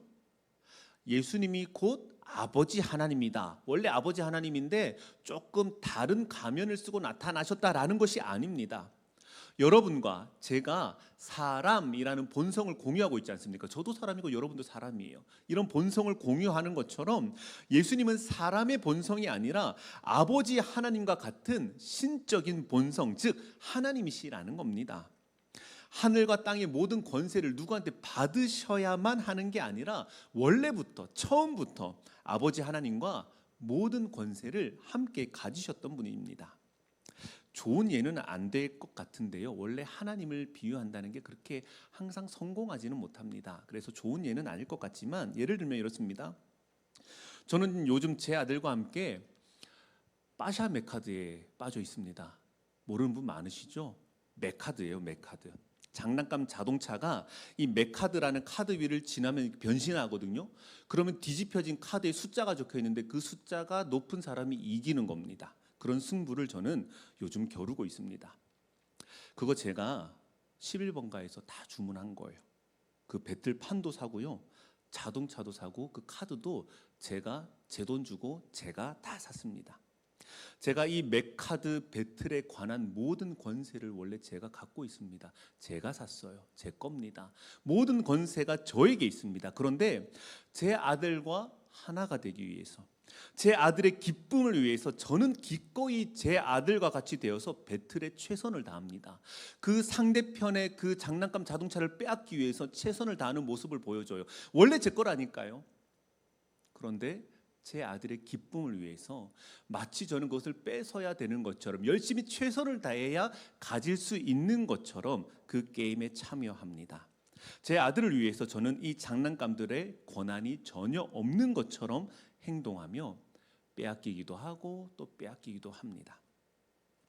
예수님은 하나님이십니다. 그래서 처음부터 원래 하늘과 땅의 모든 권세를 가지셨습니다. 그가 만드셨으니 당연합니다. 그러나 우리와 함께 하시려고 우리처럼 되셨고 우리에게 생명을 주시려고 죽음을 이기셨습니다. 우리를 구원하시려고 죄를 이기셨습니다. 그렇게 예수님은 이 땅에 오셔서 사람이 되셔서 하늘과 땅의 모든 권세를 가진 분이 되셨습니다. 원래 하늘과 땅의 모든 권세를 가지셨지만 이 땅에 오셔서 우리와 같은 사람의 본성을 취하시고 하늘과 땅의 모든 권세를 가지게 되셨습니다. 그런데 하늘과 땅의 모든 권세는 뭡니까? 뭔데 그거를 가지셨다라는 거죠? 하늘과 땅의 모든 권세를 갖게 되셨다고 하는데 그게 뭘 의미하는 걸까요? 하늘과 땅에 기다란 관이 하나 있다고 한번 생각해 보십시오. 하늘과 땅에 기다란 관이 하나가 있습니다. 하늘의 권세가 있다는 것은 하늘의 것을 땅으로 흘려보낼 수 있다는 겁니다. 하늘의 권세가 있으니까요. 그럼 땅의 권세가 있다는 것은 무엇일까요? 하늘의 것을 땅이 받아들일 수 있게 하시는 권세가 있다라는 겁니다. 하늘과 땅을 이을 수 있다라는 것이죠. 이렇게 예수님이 하늘과 땅의 권세를 갖게 되는 것이 아버지 하나님의 뜻이었습니다. 그래서 예수님은 하늘과 땅의 모든 권세를 내가 획득했다라고 하지 않으시고 나에게 주셨다라고 합니다. 주어가 등장하지 않죠. 누구에 의해서 그게 주어졌습니까? 보통 성경에서 주어가 생략되면 하나님을 가리킵니다. 아버지 하나님이 예수님께 주신 것입니다. 아버지 하나님께서 예수님을 통해 하늘과 땅이 하나가 되어 하늘의 뜻이 땅에서도 이루어지기를 원하셨던 겁니다. 아버지 하나님이 우리에게 예수님을 보내주신 이유는 우리의 죄를 용서하는 것, 그것도 좋고, 우리를 구원하시는 것, 이런 것도 좋지만, 궁극적으로는 하나님이 우리에게 그 독생자를 보내주신 그 궁극적인 이유는 아버지의 독생자를 통해서 죄인들을 하나님의 자녀로 양자 삼으시기 위함이었습니다. 하나님의 자녀로 입양하시기 위해서였습니다. 부모는 자녀의 손을 잡고 온 친구를 자녀로 대접합니다. 그 친구가 까칠하든 안 씻고 왔든 냄새가 왔든 옷이 어떻든 간에 하나도 신경 쓰지 않고 내 자녀의 손을 잡고 온 친구는 내 자녀로 대접합니다. 반대로 아무리 친절하고 공손하게 문을 두드려도 손님은 손님입니다. 아무리 옷을 멋지게 입고 왔고 문을 잘 두드리고 상냥하게 얘기해도 손님은 손님입니다. 그러나 자녀의 손을 잡고 온 친구는 무엇이 어떻든지 간에 나의 자녀로 대우합니다. 그래서 아버지 하나님이 계획하신 하늘의 뜻으로 예수님을 보내주셨고, 예수님은 그 뜻에서도 아버지 하나님과 하나이시기 때문에 순종하셨습니다. 아버지와 아들은 하나이시기 때문입니다. 이어서 19절은 마지막에 보기로 하고 20절을 한번 먼저 보겠습니다. 제가 읽겠습니다. 내가 너에게 분부한 모든 것을 가르쳐 지키게 하라. 볼지어다 내가 세상 끝날까지 너희와 항상 함께 있으리라 하시니라. 앞서 본 것처럼 예수님은 하늘의 권세를 가지신 분이죠. 하늘의 권세를 가지셨다는 것은 하늘의, 즉 하나님의 것을 내려보내실 수 있다라는 거예요. 하늘이 저 푸른 스카이를 얘기하는 게 아니고 헤븐입니다. 헤븐. 하나님이 계신 곳, 곧 하나님을 우리에게 내려 보여주실 수 있는 분이라는 거죠. 그래서 예수님이 이 땅에 오셔서 하나님 아버지의 뜻과 말씀을 가르쳐 주셨습니다. 영생을 얻기에 합당한 아버지 하나님의 말씀을 아버지께 직접 받으셔서 우리에게 알려주셨습니다. 하늘의 뜻을, 하나님의 뜻을 이 땅에 우리에게 알려주셨습니다. 그런데 그게 끝이 아닙니다. 아버지와 하나이셔서 아버지의 말씀을 우리에게 가르쳐 주셨다. 그게 끝이 아닙니다. 예수님은 하늘의 권세도 받으셨지만 또한 뭐의 권세도 받으셨습니까? 땅의 권세도 가진 분이시기 때문입니다. 하늘에서 붓기만 하시는 분이 아니라 땅에서도 그것을 수용할 수 있도록, 수납할 수 있도록, 받아들일 수 있도록 하시는 분이 예수님이라는 것입니다. 아까 읽었던 20절 하반절을 다시 한번 보겠습니다. 제가 읽습니다. 볼지어다 내가 세상 끝날까지 너희와 항상 함께 있으리라 하시니라. 예수님은 세상이 끝날 때까지 우리와 항상 함께 있겠다고 하셨습니다. 어떤 상황인지 혹시 아세요? 예수님 이제 부활하신 후에 승천하시면 하늘로 오르시면서 제자들에게 하신 말씀이에요. 제자들을 떠나시면서 내가 너희와 항상 함께 있겠다고 하셨습니다. 방금 제가 한 말 중에 이상한 점 없었습니까? 안 이상하셨어요? 제가 다시 한번 말씀드려 볼게요. 예수님이 다시 오시는 그날까지 내가 너희와 함께 있겠다. 내가 다시 올 때까지 너희와 항상 함께 있겠다. 이거 안 이상하세요? 저는 엄청 이상하거든요. 다시 오신다는 것은 지금 어떻다는 겁니까? 함께 있지 않으신다는 거잖아요. 다른 데 갔으니까 다시 오시는 거 아닙니까? 그런데 예수님은 항상 함께 있겠다고 말씀을 하세요. 떠나면서 항상 함께 있겠다고 말하는 사람은 없습니다. 그렇다고 예수님이 바로 들킬 거짓말을 하셨을 리도 없잖아요. 지금 떠나시는데 내가 너희와 항상 함께 있겠다. 이상하지 않습니까? 내가 지금 너희와 함께 있지는 않지만 그럼에도 내가 너희와 항상 함께 하겠다는 이 약속이야말로 삼위 하나님을 이해하는 마지막 퍼즐 조각이라고 할 수 있습니다. 내가 지금 너희를 떠나지만 내가 너희와 항상 함께 있겠다라는 이 말씀이야말로 삼위 하나님을 이해하는 마지막 퍼즐 조각입니다. 사도행전 2장 30에서 33절을 보겠습니다. 제가 읽겠습니다. 그는 선지자라 하나님이 이미 맹세하사, 그는 다윗을 얘기합니다. 예수님이 아니고요. 하나님이 이미 맹세하사 그 자손 중에서 한 사람을 그 위에 앉게 하리라 하심을 알고 미리 본 거로 그리스도의 부활을 말하되 그가 음부에 버림이 되지 않고 그의 육신이 썩음을 당하지 아니하시리라 라고 하더니 이 예수를 하나님이 살리신지라. 우리가 다 이 일의 증인이로다.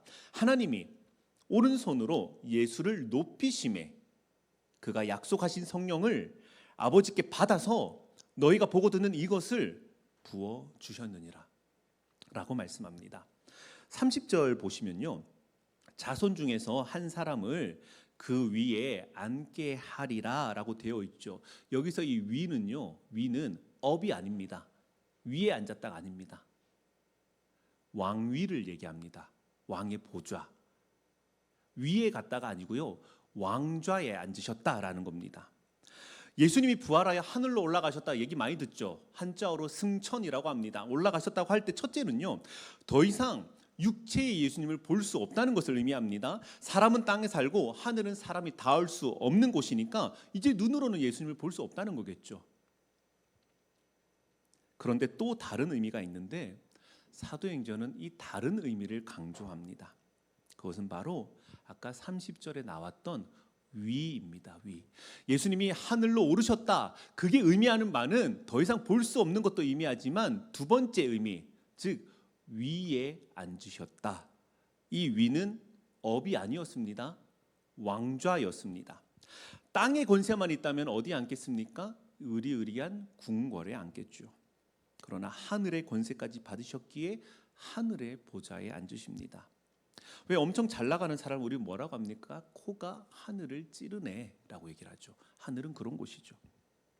그러므로 예수님이 하늘에 올라가셨다는 것은 물리적인 하늘에 올라가셨다는 것을 넘어서서 예수님이 만물의 주요, 만유의 왕이 되셨다는 것을 가리키는 표현입니다. 그래서 성경은 예수님을 하늘에 올라가셨다고 얘기합니다. 그런데 사도행전 2장 33절을 보면 그렇게 하늘로 오르셔서 하늘과 땅의 왕이 되신 예수님이 뭘 하시죠?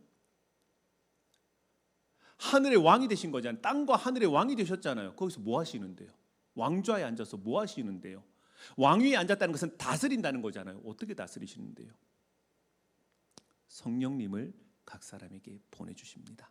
조금 유치하게 표현하면 예수님이 왕으로 다스리시는 나라의 기본 복지제도, 정권에 따라서 복지가 달라지잖아요. 예수님이 다스리시는 나라의 기본 복지가 뭐냐면요, 성령님을 주시는 거라는 거예요. 그게 예수님이 다스리시는 나라의 기본 혜택입니다. 성령님을 각 사람에게 보내주시는 거. 약속하신 성령을 아버지께 받아서 우리에게 부어주십니다. 여기에도 아버지가 계시네요. 아버지와 아들은 하나이시기 때문입니다. 그런데 여기에는 이제 성령님도 계시죠. 아버지와 아들에게서 오신 성령님은 이제 성도들과 함께 계십니다. 이것이 바로 예수님이 다시 오실 때까지 내가 너희와 항상 함께 있겠다고 말씀하신 것의 실체입니다. 아버지와 아들과 성령은 하나이시기 때문에 아들이 우리에게 아버지를 가르쳐 주셨던 것처럼 성령님은 우리에게 아들을 이제 가르쳐 주십니다. 그래서 성도는 삼위 하나님 안에서 선순환 구조를 따르게 됩니다. 아버지는 아들을 성도에게 주셨죠. 아들은 성령님을 성도에게 주십니다. 그리고 성령님은 아들에게 성도를 인도해 주시고 아들은 아버지께 성도를 인도해 주십니다. 이 삼위 하나님 안에 성도가 위치해 있는 게 이해되십니까? 서로 내어주시고 서로에게 인도해 주시는 그 삼위 하나님 하나이시기 때문에 우리를 독점하지 않으십니다. 성자 예수님만이 아니야 나만 너희를 가질래 그러지 않으십니다. 성령을 주시고 또한 아버지에게로 인도하십니다. 삼위 하나님 각 위가 우리를 위해 그 일을 하고 계십니다. 이것이 기독교를 기독교답게 만드는 진리이고 복음이 복음일 수 있게 하는 진리입니다. 아까 말씀드린 하늘과 땅을 연결하는 이 기다란 관 아직 기억하시죠? 하늘의 권세를 가지신 예수님은 아버지 하나님의 말씀 즉 하늘을 우리에게 들려주십니다. 그리고 땅의 권세를 가지신 예수님은 그가 보내주신 성령님을 통해서 우리를 설득하시고 믿고 감동하며 따르게 하십니다. 왜 예수님에 관한 말씀들이 들리나요? 왜 예수님에 대한 믿음이 생기나요? 우리 안에 성령님이 계셔서 그런 거예요. 우리가 지식이 탁월해서 내가 드디어 깨달을 때가 돼서 철이 들어서 그런 게 아니고요. 그가 우리에게 보내주신, 아버지가 약속하시고 예수님께서 보내주신 그 성령께서 우리 안에서 우리를 끝까지 인내하시면서 설득하시고 감동시키시고 인도하세요. 그분 때문에 복음일 수가 있는 겁니다. 아버지의 하나님의 말씀만 우리에게 주어진다면, 아버지의 말씀만 우리에게 주어진다면 아마도 우리는 평생 실패자요 나고자 할 겁니다. 믿어라, 충성해라, 인내해라, 오래 참으라. 그거 몰라서 못하는 사람 어디 있습니까? 교회 다니면서, 적어도 교회를 다니면서 내가 믿어야 된다는 거 모르는 사람 어디 있습니까? 만약에 그 말씀만 주어진다면 우리는 아마 평생 실패자요 나고자입니다. 아무것도 이루지 못해서 항상 실망하고 주눅들어서 하나님 앞에만 가면 저는 죄인이라 아무것도 못했습니다 라는 말밖에 할 수 없는 그런 나고자가 될 것입니다. 그런데 우리에게는 아버지 하나님의 말씀, 즉 하늘의 말씀이 있지만 또한 이 땅에서 우리와 친밀하게 교제하시는 성령님도 계십니다. 성령님은 우리에게 뿌려진 그 말씀을 듣게 하시고, 아 그렇구나 깨닫게 하시고, 깨달을 뿐만 아니라 그게 깨달은 그 말씀이 내 얘기구나 라고 감동하게 하시죠. 이것이 신약 성경 갈라디아서에 잘 요약되어 있습니다. 갈라디아서 4장 4절에서 6절입니다. 제가 읽겠습니다. 주어, 목적어 이런 거를 유의해서 한번 보십시오. 때가 참에 하나님이, 아버지 하나님이시겠죠, 하나님이 그 아들을 보내사 여자에게서 나게 하시고 율법 아래에 나게 하신 것은 율법 아래에 있는 자들을 속량하시고 우리로 아들의 명분을 얻게 하려 하심이라. 너희가 아들이므로 하나님이 그 아들의 영을 우리 마음 가운데 보내사 아빠 아버지라 부르게 하셨느니라. 아들의 명분은 누구 때문에 주어졌을까요? 손님이 누구 손을 잡고 지금 다른 집에 간 겁니까? 하나님의 아들 예수님 때문입니다. 그가 우리 손을 잡아주셨기 때문에 그 집에 들어갔을 때 아들 친구가 되는 겁니다. 아들의 명분은 예수님 때문에 주어지죠.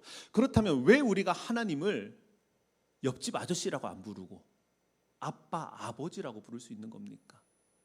하나님의 유일한 아들은 예수님밖에 없는데 우리는 단지 피조물이고 다만 그 예수님의 손을 잡았을 뿐인데 어떻게 그렇게 하나님을 아빠, 아버지라고 부를 수 있게 되었습니까? 하나님의 영, 즉 그 아들의 영, 예수의 영, 성령님이 우리 마음에서 설득하시고 감동시키시고 위로하시며 들어 올리시기 때문입니다. 그리고 이 모든 일을 누가 계획하고 이루어 가십니까? 아버지 하나님이십니다. 하나님이 그 아들을 보내셨습니다. 그 아들은 죽음과 부활을 통해 아들의 명분을 이루셨습니다. 그리고 아버지와 아들에게서 오신 성령님은 우리가 하나님을 아빠, 아버지라고 부르게 하십니다. 삼위 하나님이 우리에게 하시는 일을 이 갈라디아서 말씀이 잘 요약해 놨습니다. 할 수 있다면 갈라디아서 4장 4절에서 6절 말씀을 암송해 두십시오. 하나이신 삼위 하나님이 하시는 일을 잊지 않게 해줄 것입니다. 이제 마지막으로 19절을 보겠습니다. 제가 읽습니다. 그러므로 너희는 가서 모든 민족을 제자로 삼아 아버지와 아들과 성령의 이름으로 세례를 베풀고. 제자들에게 말씀하시죠. 모든 민족을 제자로 삼아라. 근데 제자 삼는 그 방식이 뭔가 그 뒷부분입니다. 아버지와 아들과 성령의 이름으로 세례를 베풀어라. 이게 제자 삼는 시작인 거예요. 세례를 받는다는 게 뭐냐면요, 내가 섬기고 예배하는 대상이 바뀌었다는 걸 고백하는 거예요. 아까 앞에 얘기한 대로라면 택일, 내가 이전에 수많은 것들을 섬겨왔지만 그것은 신이 아님을 알고 이제는 아버지와 아들과 성령 하나님을 섬깁니다 라고 고백하는 게 세례를 받는 것입니다.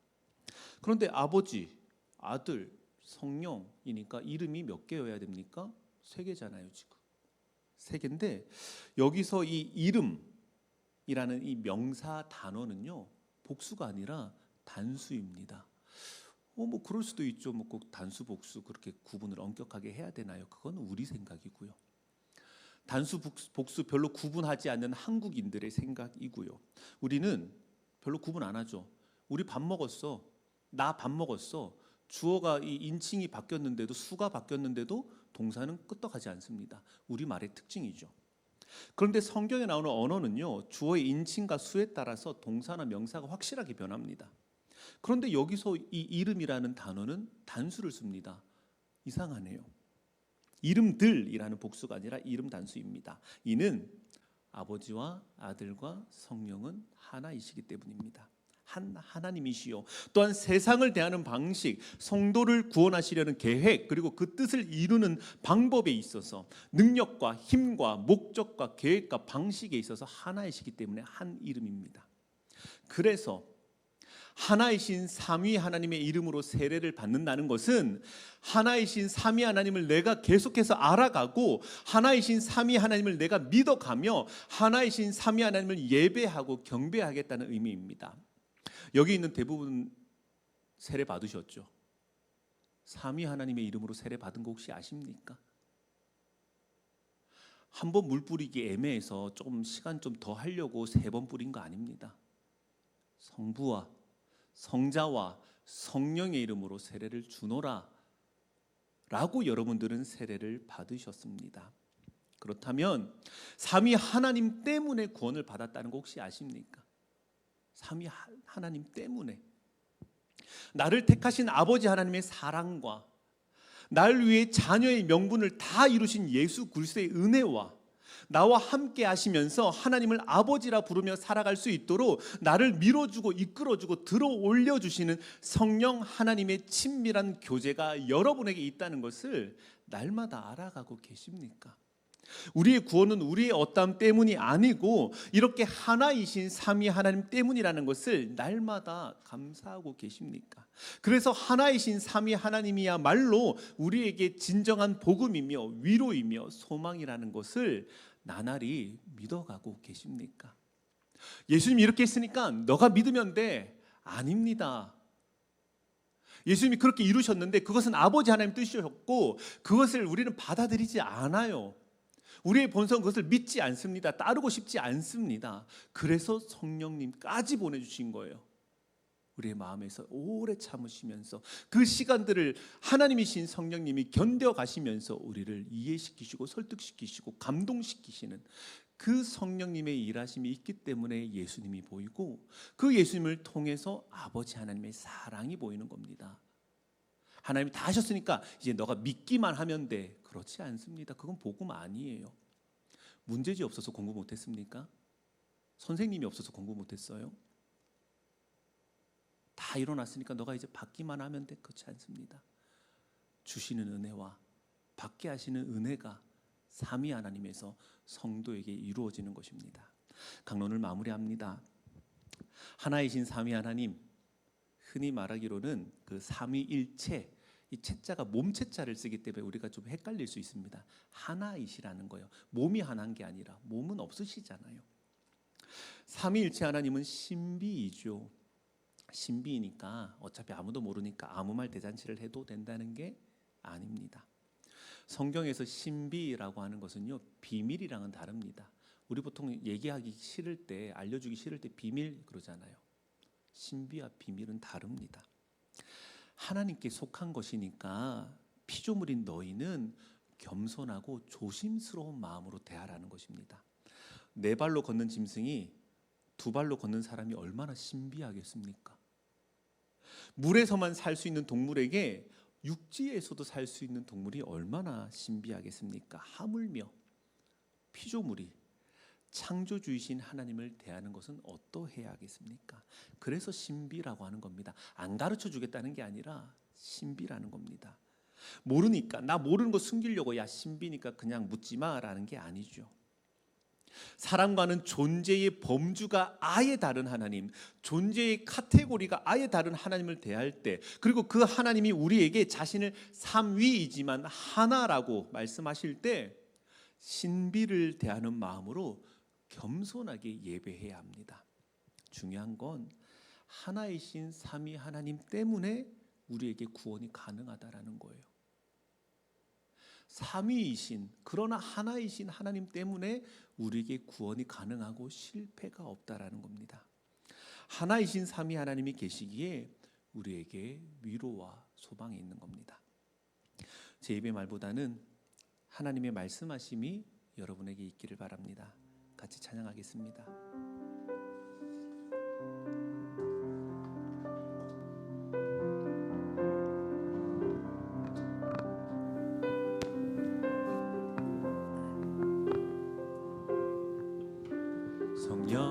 성령이여 우리를 예수께로 예수여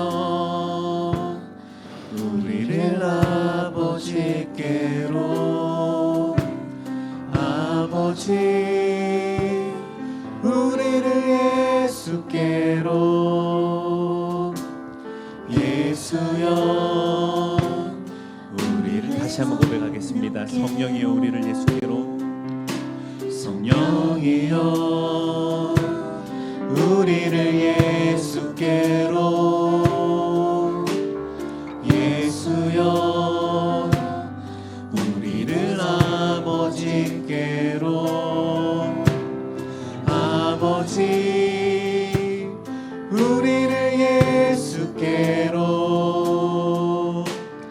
예수여 우리를 한 번 더 고백합시다. 성령이여 우리를 예수께로 성령이여 우리를 예수께로 예수여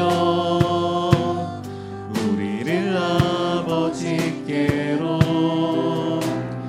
아버지 우리를 예수께로 예수여 우리를 성령께로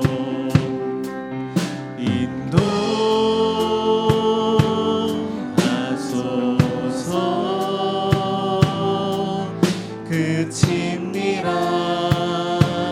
사랑으로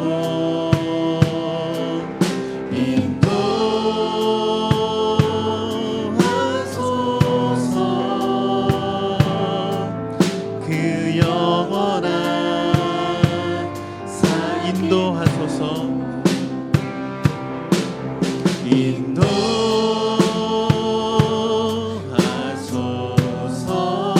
인도하소서 그 친밀한 사귐으로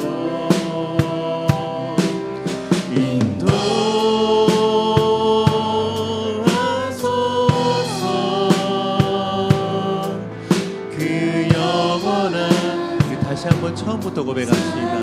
성령이여 우리를 예수께로 성령이여 우리를 예수께로 예수여 우리를 아버지께로 아버지 우리를 예수께로 예수여 우리를 성령이여 우리를 예수께로 성령이여 우리를 예수께로 예수여 우리를 아버지께로 아버지 우리를 예수께로 예수여 우리를 성령께로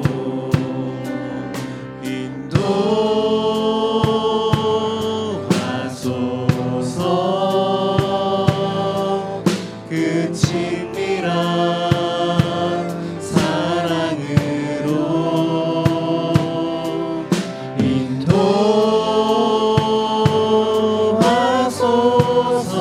인도하소서 그 영원한 우리 마지막으로 한번 인도하소서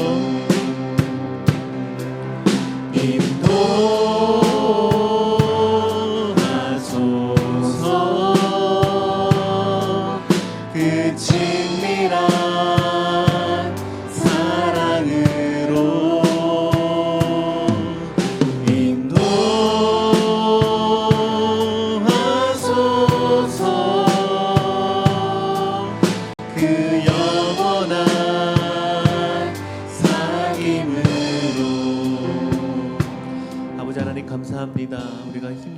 어렵게 번 이 물질을, 이 모든 것들이 아버지 하나님으로부터 왔고 또한 이 모든 것들을 우리가 누리며 즐거워할 수 있음도 아버지 하나님 때문임을 믿기 때문에 우리가 이 물질을 드리며 하나님을 예배합니다.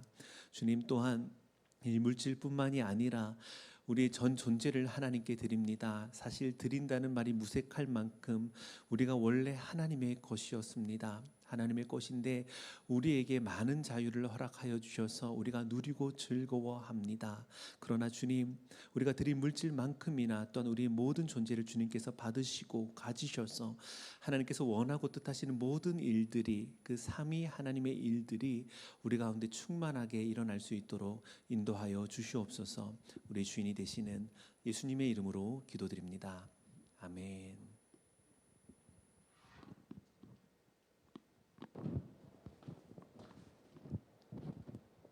네, 청년부 예배 오신 모든 청년분들을 환영하고 축복합니다. 광고하겠습니다. 청년부 예배는 1시 30분입니다. 예배 시작 10분 전에 기도로 준비하는 청년들이 되었으면 좋겠습니다. 네, 수요 예배는 김상규 목사님이 설교 전해주시고요. 금요 예배는 김두현 목사님께서 말씀 전해주시겠습니다. 2024년 우림 훈련교육을 모집하는데 저희가 해당되는 거는 성장반이 있는데 생각 있으신 분들은 각 순장님들께 말씀해 주시면 좋을 것 같아요. 그리고 혹시 학습 세례 입교 해당하시는 청년들이 있으면, 그리고 또 해당이 되는지 잘 모르겠는 청년들이 있으면 순장님들한테 말씀하셔서 알려주시고 또 저희가 알아보면 좋을 것 같아요. 네, 오늘 순장님들이 순모임 때 조사해 주시면 좋을 것 같아요. 저희가 이제 이번 주 금토 중에 하루 청년부실을 싹 정리하고 이렇게 좀 바꾸려고 해요. 이미 이제 청소하는 인원은 다 모집이 되었고, 혹시라도 개인 물품이 청년부실에 있으면 저희가 다 치워서 없어질 수도 있으니까 오늘 꼭 확인하시고 각자 개인 물품은 가져가시면 좋을 것 같아요. 네. 다음 주 기도는 이승현 청년이 해주시고 성경 봉독은 정주희 청년이 해주시겠습니다. 네, 광고는 이상이고, 저번 주에 강대은 청년이 먼 곳까지 와줘서 고맙다고 저희 순모임 때 먹을 수 있는 피자를 오늘 뒤에 준비해줬어요. 그래서 보면 맛있게 잘 먹었다고 인사 한마디씩 해주시면 좋을 것 같습니다. 네, 광고 마칠게요.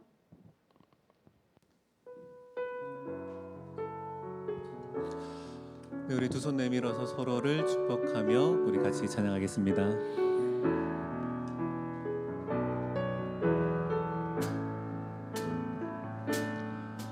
하나님의 부르심에는 후회하심이 없네.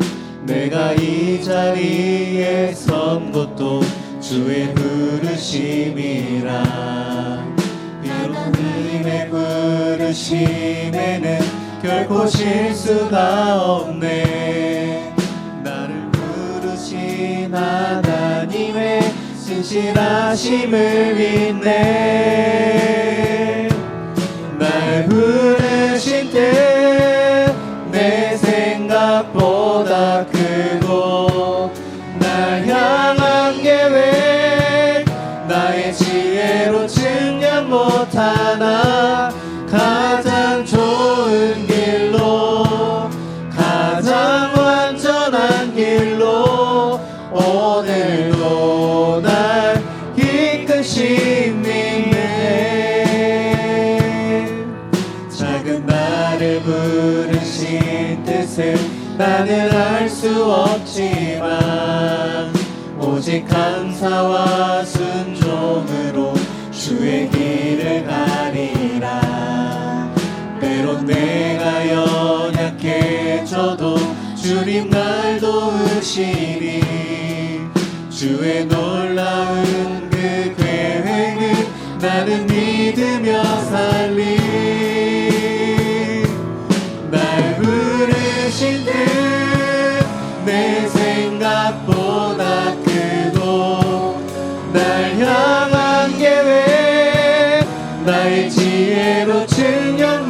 따라 가장 좋은 길로 가장 완전한 길로 진실하신 주를 찬양해.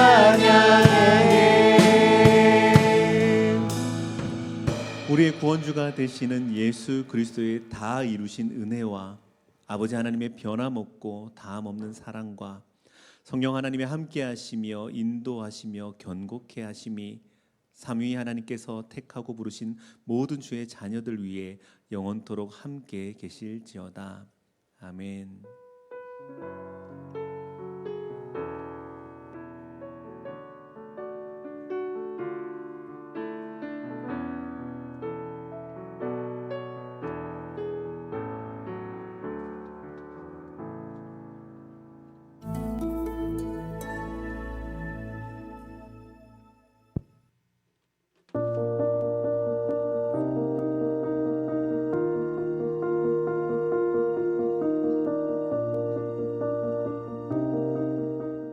이번 영상에는 리딩 지저스 1권의 5번째 수업을 담았습니다.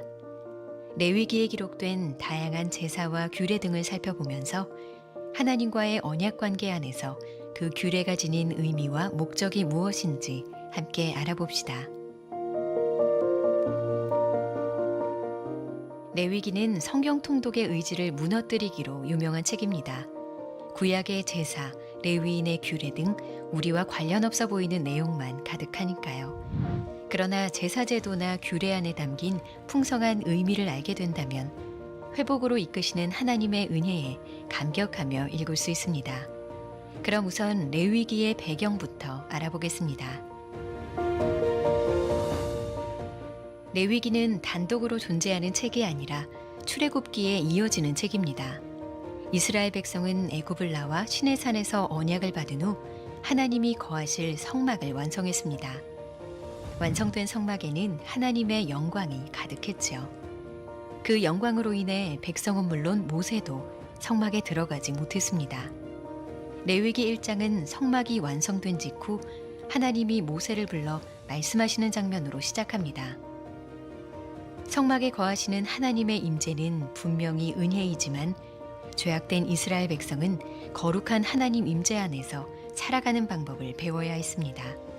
이것이 레위기에서 여러 규례가 기록된 이유입니다. 그러면 레위기는 백성들에게 어떤 규례를 가르쳤을까요? 가장 먼저 희생제사입니다.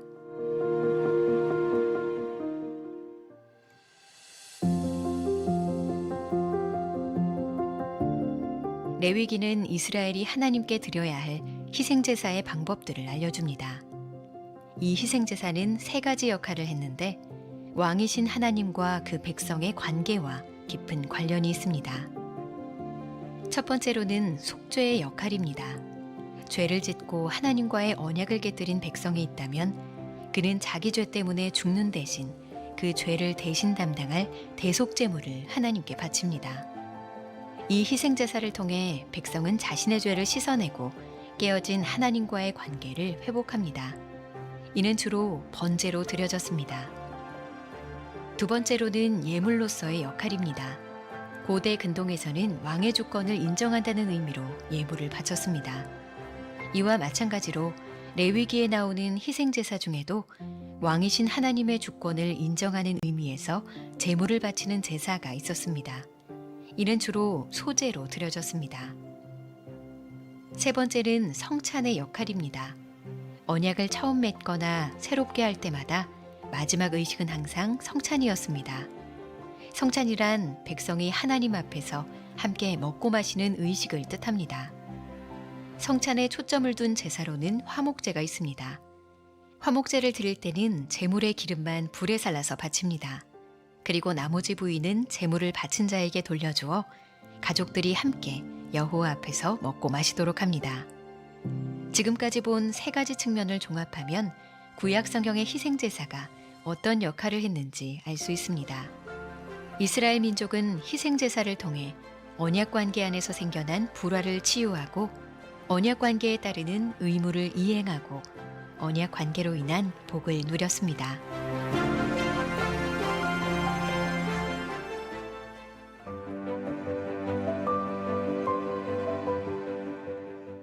레위기는 하나님이 특별히 구별하여 세우신 제사장의 직무도 알려줍니다. 제사장은 이스라엘 공동체 안에서 많은 역할을 했습니다. 언약의 중재자로서 우림과 둠밈이라는 도구로 하나님의 뜻을 분별하고 하나님과 인간의 언약 관계가 깨졌을 때 희생 제사를 주관하며 관계를 회복할 수 있도록 했습니다.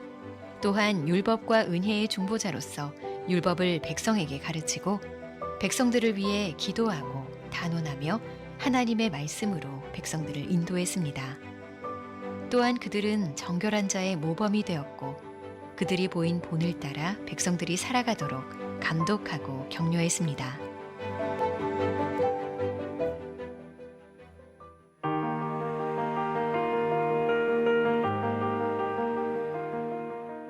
제사장의 역할과 자연스럽게 연결되는 정결규례와 부정규례는 사실 우리에게 쉽사리 이해되지는 않습니다.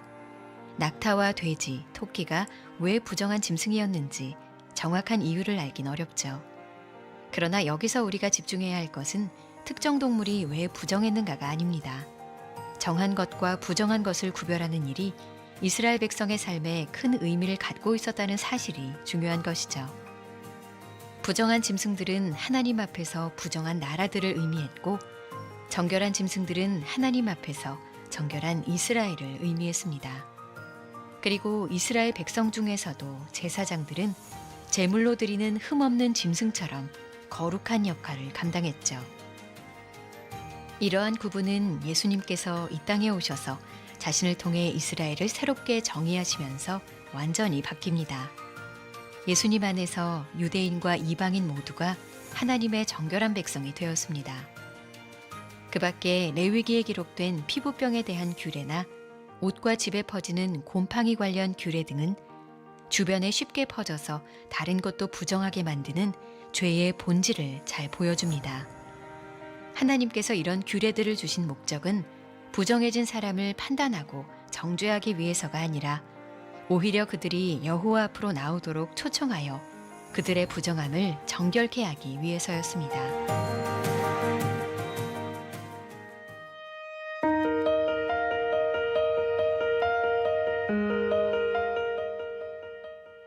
정결규례와 부정규례들은 해마다 지키는 대속죄일과 연관되어 있습니다. 이 절기는 총 3가지 축제로 이루어지죠. 첫 번째는 나팔절로 나팔을 불며 하나님이 왕 되심을 인정하고 그분의 통치를 기뻐하는 축제입니다. 두 번째는 대속죄일입니다. 9일 동안 금식하며 죄를 회개한 후 이스라엘 백성의 죄를 정결케 하는 의식을 치릅니다. 대제사장이 백성을 대표하여 자신의 죄를 먼저 씻은 다음 이스라엘 자손을 정결하게 하는 속죄제를 위해 염소를 바칩니다.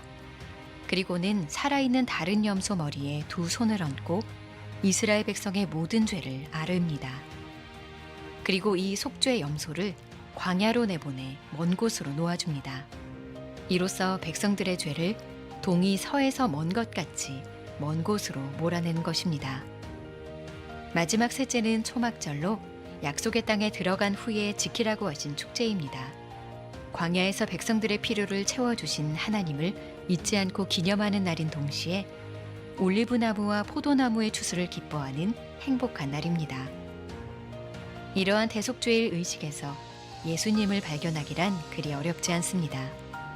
예수님은 우리를 대표한 대제사장이시자 자신을 내어주신 속죄 제물이시고 우리를 위해 하나님에게서 버림받는 고통을 감당하신 속죄 염소이시기 때문입니다.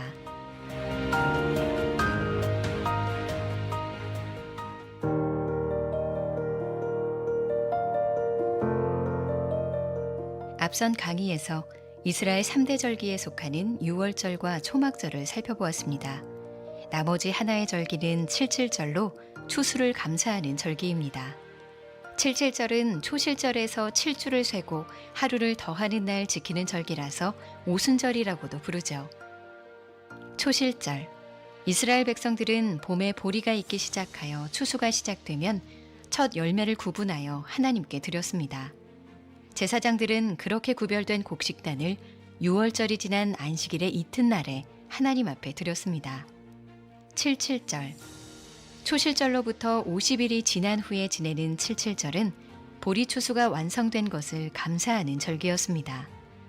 이러한 구약의 절기 규례 그대로 예수 그리스도는 6월절 첫 안식일의 이튿날에 다시 살아나셔서 부활의 첫 열매가 되셨습니다. 그리고 부활하신 지 50일이 지난 오순절에 하나님 나라의 추수를 알리는 성령이 임하셨죠. 추수의 시작이 추수의 완성과 확실히 연결되지만 시간상으로는 서로 떨어져 있습니다. 마찬가지로 예수님의 부활도 우리의 부활을 예고하는 확실한 증표이지만 시차가 분명히 존재합니다. 레위기를 통해 우리는 구약 성경의 절기가 가리키고 있는 것은 바로 그리스도의 죽음과 부활이라는 것을 알 수 있습니다. 하나님 나라의 추수는 이미 시작되었고 마지막 추수 때까지 추수하는 일은 계속될 것입니다.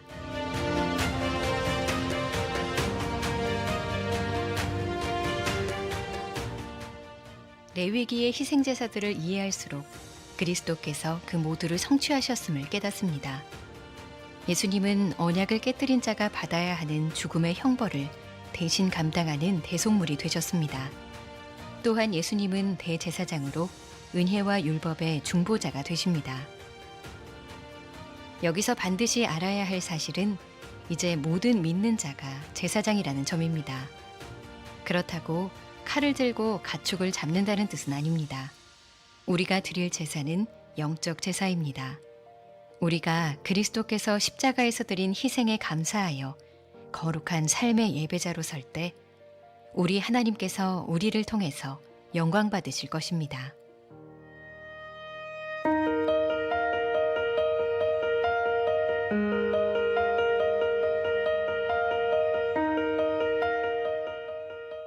다음 영상은 리딩 지저스 1권 6번째 수업으로 민수기를 살펴볼 텐데요.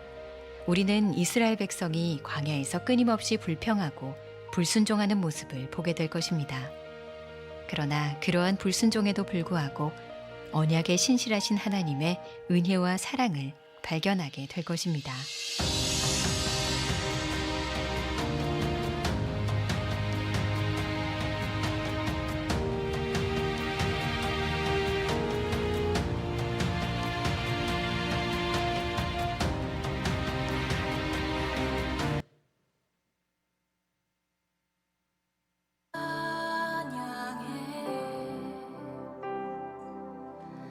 나를 구원